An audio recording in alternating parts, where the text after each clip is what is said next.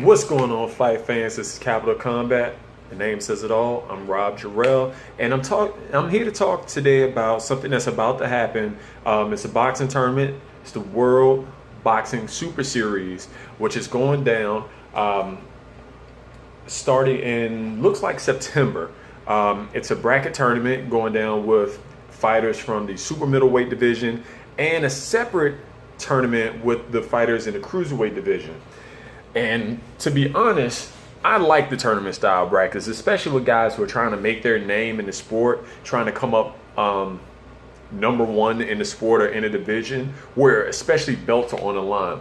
The last significant, and I say significant because we've had tournaments. I think there was a middleweight tournament for ESPN Friday Night Fights. There was a tournament with the flyweights, I believe. Don't bank on that, but I do. But then the biggest one was the Super Six, which you saw fighters like Carl Froch, Andre Ward, Arthur Abraham, Mikhail Kessler, Andre Durrell, Alan Green, Jermaine Taylor. There were a couple subs due to injuries, some poor dirty tactics, if you can say, but that's neither here nor there. But I always like the tournament, and I think you have two great divisions for this. One, you have the super middleweight division, which some people said it's not that deep, it's not that much talent.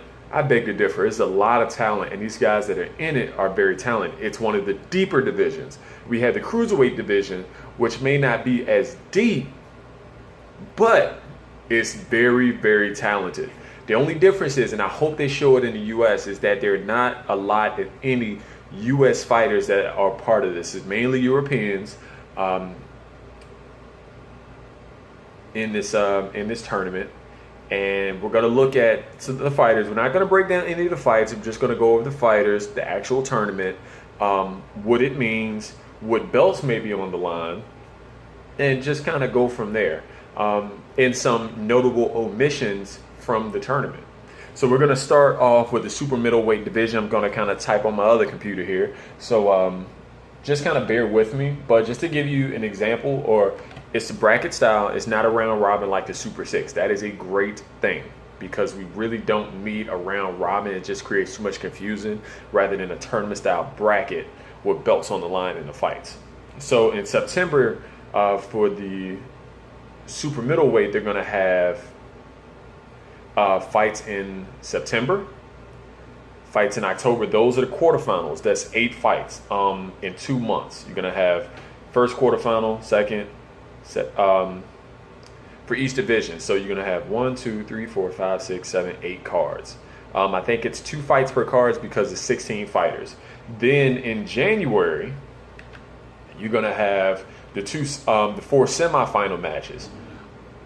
And that's barring no injury. And the good thing is they're giving them enough time between the fights to take a rest and start training, but they're not waiting so long. That was one of the issues with the Super Six, was that you had all these negotiations, so it wasn't set in stone.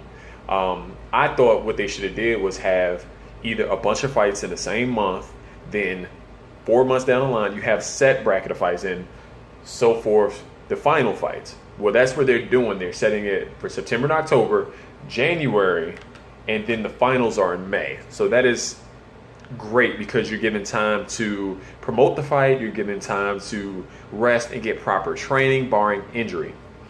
So we're going to take a look at the actual fighters that are going to be in the fight. So be in the tournament. So we're going to start off with the super middleweight division. And who we have in here, just to start off with some of the more notable names, we have George Groves out of Great Britain, who just recently won his belt when he defeated Fedor Shudanov. That was for the vacant WBA super middleweight title. So, and I think that's just not the interim, that's the super. The WBA is all over the place with their belts, but he finally in his third try, if I'm not mistaken, won his belt. So the WBA, or that WBA belt will be up for grabs. And I believe he will be fighting, if I'm looking at the bracket right. Well, we're just going to go through the fights. Then we have Callum Smith, who was trying to make a fight with Anthony Durrell for a vacant belt. I want to say it was the WBC. But that fell through because Anthony Durrell wanted the fight to be moved to Flint, Michigan, instead of having it in LA on the card of Leo Santa Cruz and Abner Mares rematch, which to me didn't really make any sense, because LA is a great place. Flint is not going to bring in as much money. It's not really as big as a boxing town as LA. LA, while Durrell would have the hometown advantage over Smith, I think LA would have brought more notoriety, more people, more gate instead of Flint. This is no knock on Flint, Michigan. I'm just, from a business standpoint, it makes more sense. Before people start killing me by making fun of a city. I'm not making fun of a city. But yes, that's where, that's what happened to that. So Callum Smith jumped into the, into this. And if you didn't know, George Groves is, and we're going to take a look at the champion, the actual belts as well. Looking at super middleweight, George Groves has he's the super champion. Yes, he's a super champion. The WBC is vacant. I think they were trying to fight for the vacant WBC belt. But again, that fell through in that, but that's neither here nor there. But George Groves is, he's 25-3. No, 26-3. And he's the WBA super champion, 26-3. Then you have Callum Smith, who is a big guy. He's 6'3" at super middleweight, which is a very good size. Well, I think George Groves is just a hair under 6 feet. But yeah, Callum Smith is 22-0. So he's the youngest of all the Smith brothers. This Paul, Steve, and I can't remember all the Smith, but it's 4 of them. He's the youngest, but he's actually the better fighter. He has the most potential and upside. So he's, to me, one of the favorites in this tournament. Then you have Jürgen Brähmer, who has been around the block. He has fought any and everyone. He's here in the 60, 48-3, good record. He just lost to Nathan Cleverly, and that was the WBA. No. That was at 175, and he moved down to be in this tournament. But he lost to Nathan Cleverly. But he's beaten guys like Robert Krasnick, Enzo Maccarinelli, Eduard Gutneck.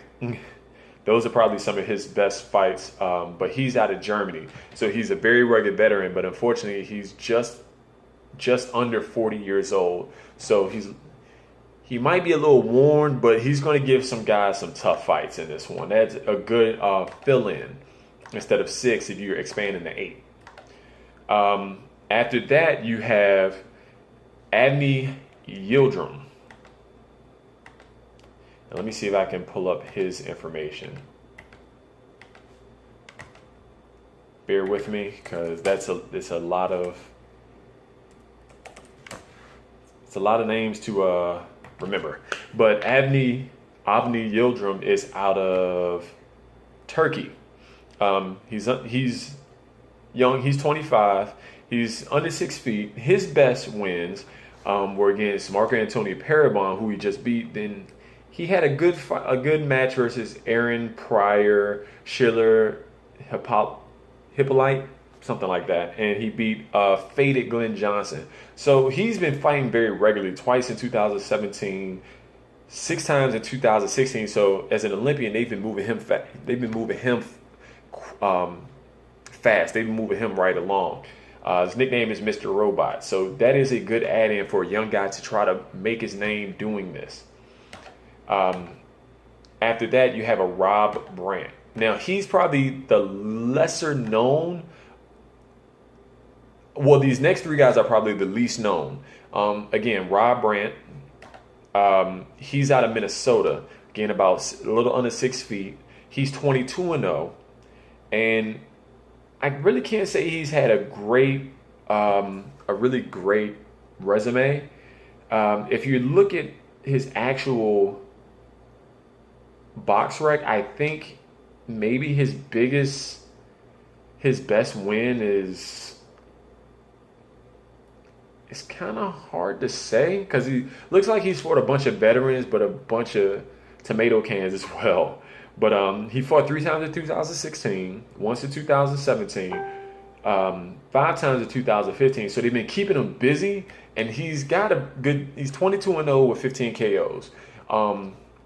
This kind of reminds me of Ward being in the Super 6 because he was the least known. Even though he was an Olympic gold medalist, he was the least known of all the super middleweight fighters. But he's either the least known or has the least amount of actual competition. Excuse me. Competition and experience. And he's about 26, so he's still fairly young. So he will be interesting. I think he's going to have a tough matchup because I think he fights either Callum Smith or Jurgen Brahmer. So it's going to be wild, but I think it's Callum Smith. Then you have a Jamie Cox. He's out of the UK. Now I've heard his name a few times. I don't think I've seen him fight. I think I've seen some highlights. Not a knockout artist. Decent size. He's 30, but he doesn't have too many people of note on his. So he's another dark horse in this tournament. If I looked at his box rec, again, these are names that are probably mostly from the UK.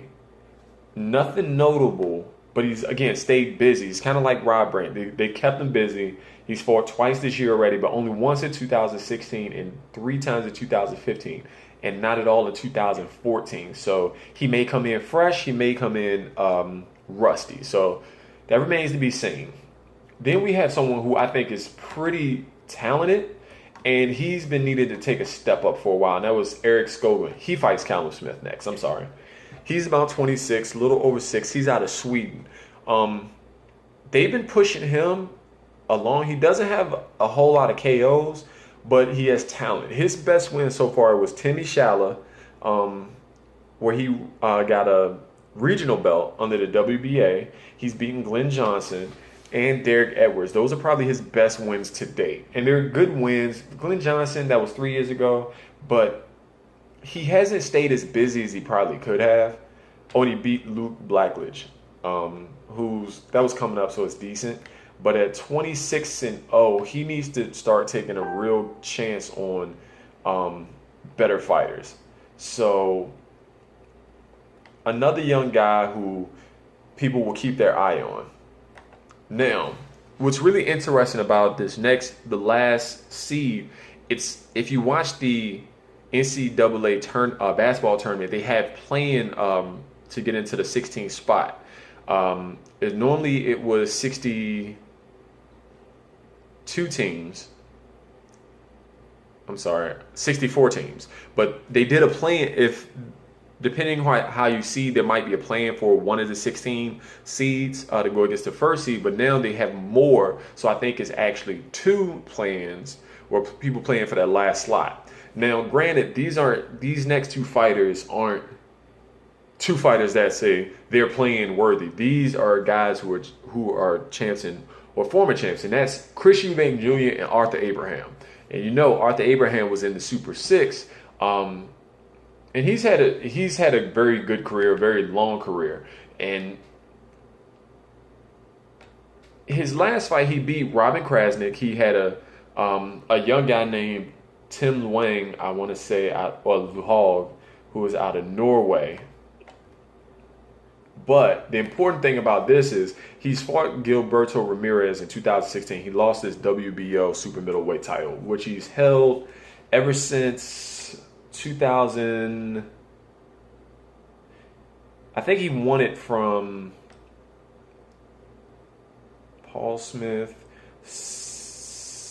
Sekloka, Stiglitz. I want to say he won it from Stiglitz, who he fought twice. Martin Murray, he's beaten. Paul Smith twice. Once was a really close fight. The second one wasn't.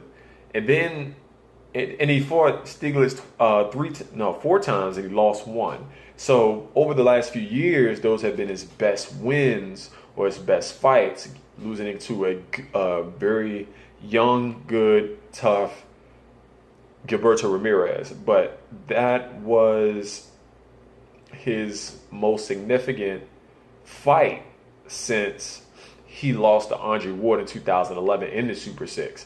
And remember, in that tournament, he fought Ward, Froch, Darrell, which he got DQ'd for hitting after during the knockdown. He beat Jermaine Taylor by KO.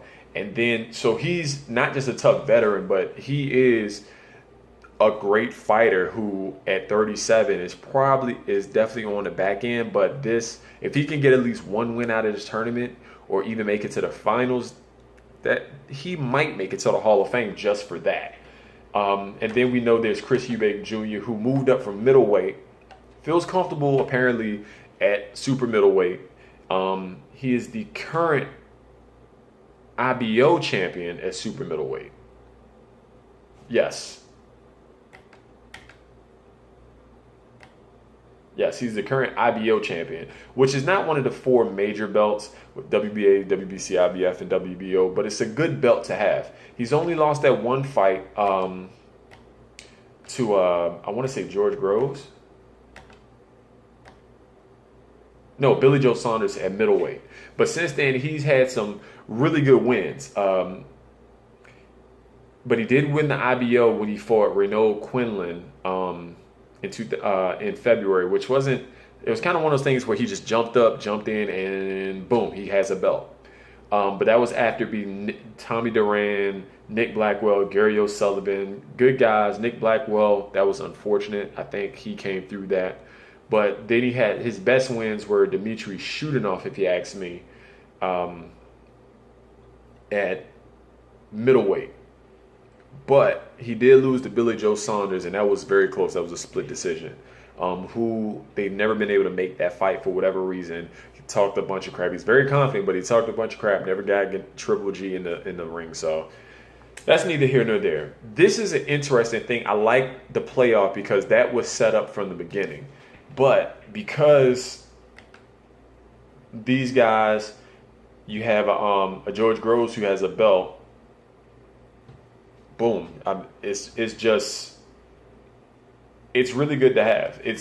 This will show, and hopefully you can put them against guys that aren't in the tournament, whoever wins, because they're going to be demanding and pretty much deserve a lot of money for winning this tournament.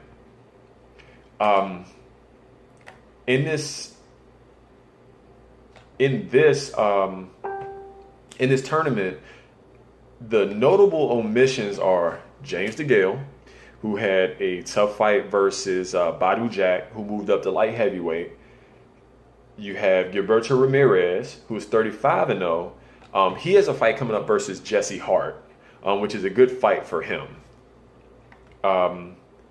You have Anthony Durrell, who is now going to fight David Benavidez instead of Callum Smith for the WBC title, which is a very big uphill climb because David Benavidez has really shown that he can fight and fight with skill and put guys away. Anthony Durrell is not quite the same knockout artist, but he is a really good fighter. Probably not as talented, but he's very tough. He's very aggressive. So we have to see, because that fight with Badu Jack, I think he could have did better in, but he just didn't.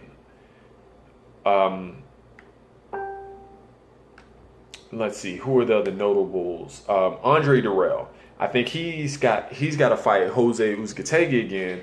When he won a controversial DQ, and of course Uzcategui, that rematch has already been ordered. David Benavidez, again, he's getting ready to fight Anthony Durrell for that. And a Tyron Zug, he's from Germany. He's 21-0. He's actually really good. He beat Paul Smith. And if I'm not mistaken, he has a WBA title.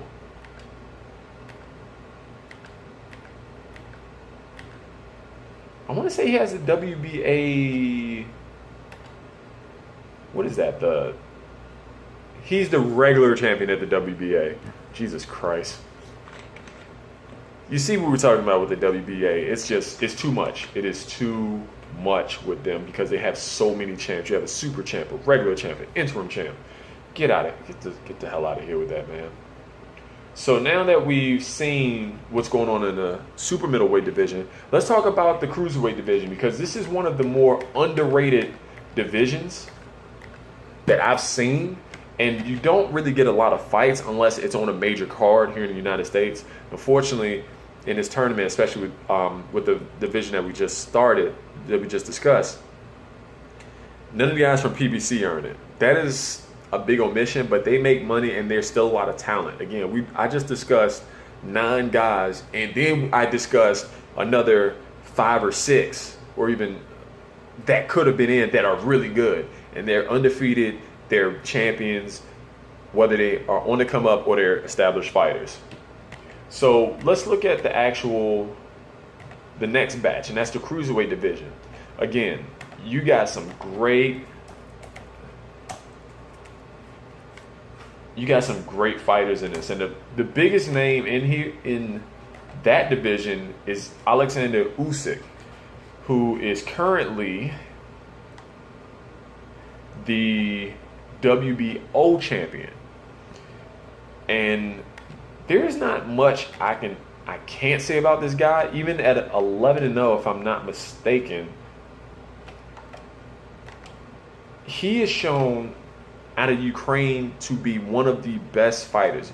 If you know Ukraine, they have a great boxing system, and I'm gonna be honest, they probably had one of the better boxing schools, with their top fighters, in my opinion, being Lomachenko, Usyk, and Gvozdyk.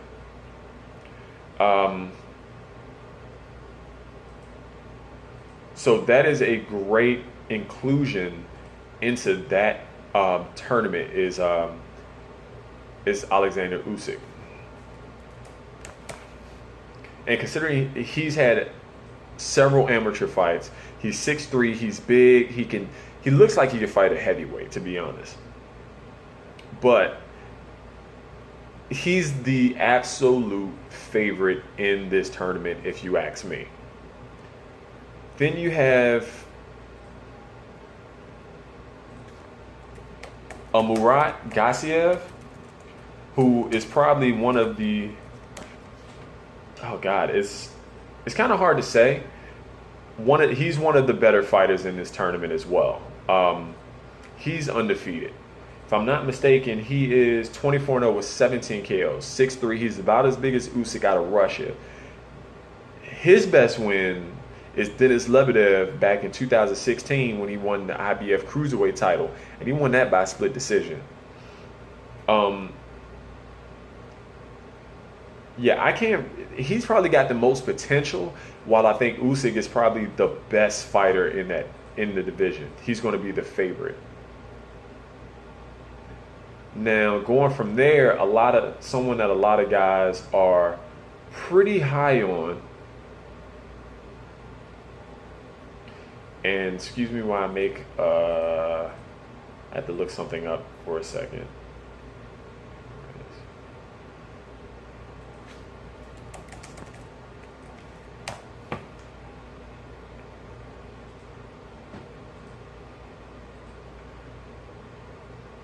Sorry. I try to prepare, but it's just a lot of stuff to remember on this one. But that is Amarius Bradis.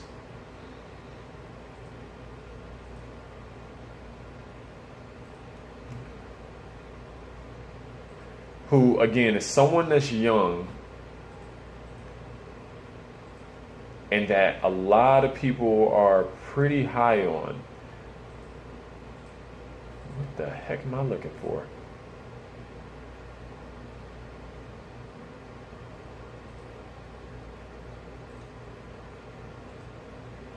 All you probably hear is a lot of clicking.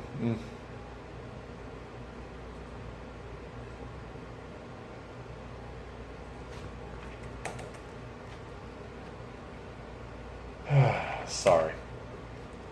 Now, I haven't seen him fight just yet.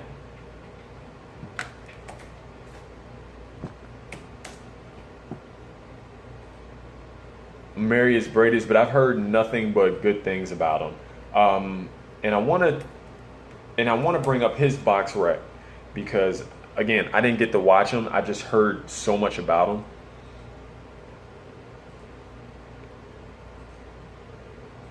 And I just had the damn thing up. Now, he's 22-0, 18 KOs, about 6'1". He's out of Latvia. His biggest win today is Marco Huck. Marco Huck was the longtime champion. He went up to heavyweight. He fought Alexander Povetkin in a fight he could have won, but Brady's got a unanimous decision for the WBC cruiserweight title. I want to go back and look at that fight because just to beat Huck, you're doing something that's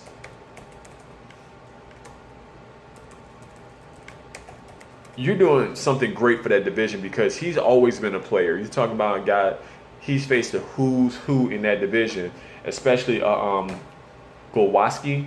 I want to say that's how you pronounce his name. But I want to watch that fight because I've heard good things about him from a lot of y'all who have told me about him, who have mentioned it. But yeah, after that, again, we mentioned Marco Huck. Only got 4 losses. He lost to Krzysztof Glowacki, who was undefeated at the time, knocked him out. No one was really expecting that. I think they were expecting it to be a good fight, but I saw that knockout, and it was well deserved. But again, with Marco Huck, he's the rugged veteran. He's kind of awkward, not really the most aesthetically pleasing fighter, but he's got a who's who list. You're talking about an Ola Afolabi. He fought an Alexander Povetkin. He fought Marius Bradis. We're talking about Krzysztof Glowacki. We're talking about Denis Lebedev, Hugo Hernan-Garay. I got a chance to watch him fight Brian Minto. Again, these aren't the best guys, but these are tough guys. And he lost to Steve Cunningham. And Steve Cunningham is probably one of the better cruiserweight fighters in the last 10 to 15 years, who has never really got a lot of mention in that division just because it was a cruiserweight division. But he was the man in the cruiserweight division along with David Haye, who didn't stick around but too long, but they made it exciting. Marco Huck was right in there to do the same thing, just like Thomas Adamant. Another name in this one is Mike Perez. Now, if you know Mike Perez, he was at heavyweight. He took off a lot of weight, but he had a lot of quality wins at heavyweight, a lot of quality matches. He unfortunately lost to Alexander Povetkin, but he really kind of lived in infamy and got his fame when he fought Magomed Abdusalamov. But that resulted in Abdusalamov having brain damage. So that should remind everyone that this is a combat sport and there's real danger associated with this sport. And that was at heavyweight. I think he was just a little too short as a heavyweight. He's 22-2, but he's only about 6'1". He's 31, so he's got a good good age on him. And the thing about it is he's out of Cuba, which means he can't fight, but he fights out of Ireland. So again, you're talking about he's fought Alexander Povetkin. He's knocked out Darnell Winston. He split decision with Brian Jennings. He drew with Carlos Takam. He fought Travis Walker, Friday Hunanya. So he's got quality wins, quality fights. He's probably one of the more seasoned fighters, along with Huck in this next name, which is Dennis. No, it's not Dennis Lebedev. Yeah, let me take him out of here. It's Krzysztof Wolochik out of Poland. 53-3, 37 KOs, never knocked out, one draw, and he lost to Gregory Drozd, who is not in the tournament, who's a notable name, not in the tournament, but he's fought Danny Green, Steve Cunningham twice. He lost by split decision and won by majority decision. I saw that fight. Both of those were very good fights. He was up. Both those guys were up against it. And then kind of middling competition. You talk about a Valery Brudov and a Fragomini and a Shakev, who was undefeated at the time. Another notable name, not that great. But he's stayed active. He's kept winning. He unfortunately didn't fight in 2015, but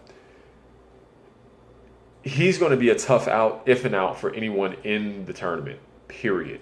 The guy can fight. The guy can knock you out. And he can really wear you down. So the next name in this tournament is Yunir Dordikos. He's 21-0, 20 knockouts. Aside from Usyk, I think he's got, Bradis. Aside from Usyk, Bradis, he's got the highest knockout percentage. The guy's 6'3", which means he's probably one of the bigger guys in the tournament. He's about the size of Usyk and Gassiev. He's got an 80-inch reach, which I think he has the longest reach in the tournament. His reach is as long as mine. I have an 80-inch reach, and I'm 6'4". He's 6'3". He fights out of Miami. He's Cuban. Not the greatest. Not the greatest resume, but he is the regular champion at WBA, while Dennis Lebedev is the super champion, however you want to say it. But his best wins are Fulgencio Uniga, Edison Moreira, and probably Eric Fields. Everyone else is just kind of come on the way up. Probably has some of the best potential, the most potential, but we'll see, because this is a huge step up for him. This is a guy who's got enough fights that really needs to show something, even if he makes it to the finals. And I think between Usyk, Gassiev, Bradis, and Huck, they had the best chances to make it to the finals. Now, this last name is a name that I really don't know. You all, I want you to tell me about him.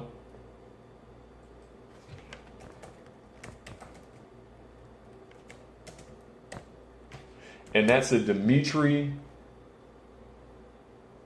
Krujashov. If I butchered that, let me know, because I hate pronouncing names incorrectly, but he's out of Russia. It's about 6'3", not a big reach, 21-1 with 21 KOs. That's 100% knockout ratio.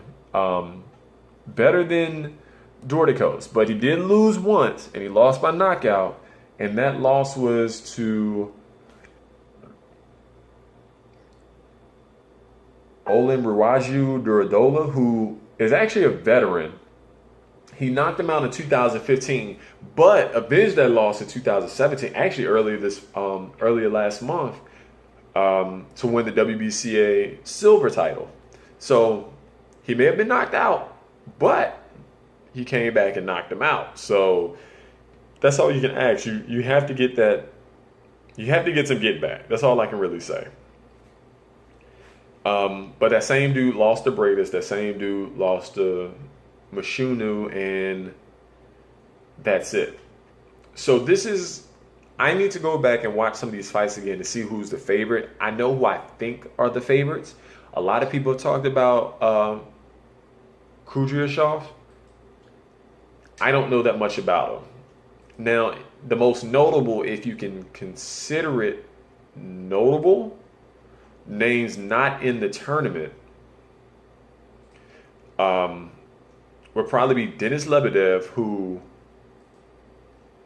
did lose one of his titles. He is still one of the champions, the WBA champion, but he lost his IBF title to someone else, and I can't remember who it was. I don't think it was anyone in this tournament. Hold on, because it was a pretty bad beatdown. But Lebedev is, again, someone that's rugged. No, it was Murat Gassiev. He lost the IBF title in December. So him, Tbilisi Mushunu, Krzysztof Blawacki is not in. Wait a minute.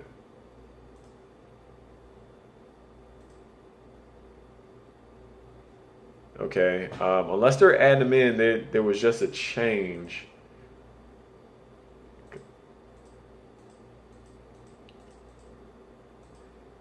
Because it's Wolochek. It's not Glowacki. I don't know what ESPN is talking about right now. They're just talking out their ass.